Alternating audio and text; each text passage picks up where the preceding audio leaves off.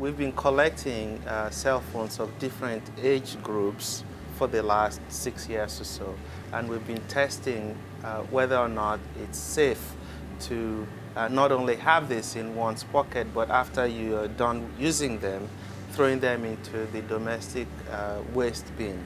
We wanted something that was universal in usage, that has essentially the same components as the most expensive electronic products.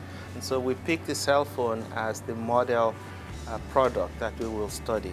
And one of the challenges that we work on in the lab is to try and give manufacturers some ideas how to redesign the products, and also to inform the new legislation that's coming up nationally and internationally about how best to include consumer participation to cooperate with the disposal of electronic waste.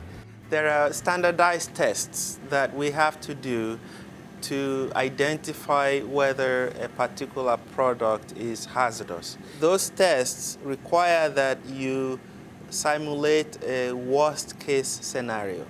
So if you were to throw this phone into a landfill, the worst-case scenario is that during the transfer from your garbage bin to the landfill, it gets mangled up, right?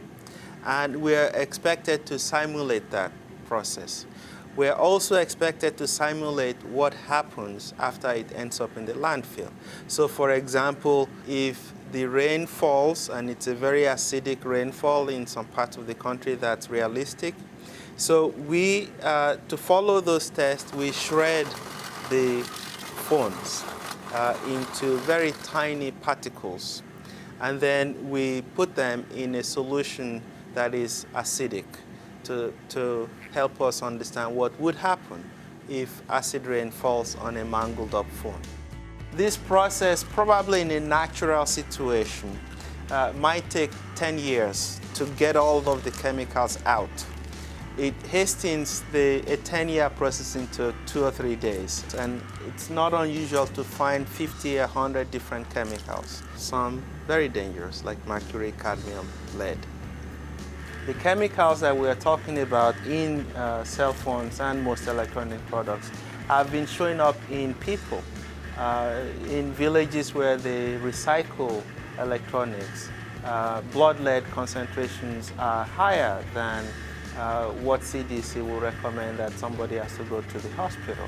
We can show it's dangerous, but you need to get that word out to let people know, okay, you have a separate bin for batteries for your cell phone, and take it to collection centers.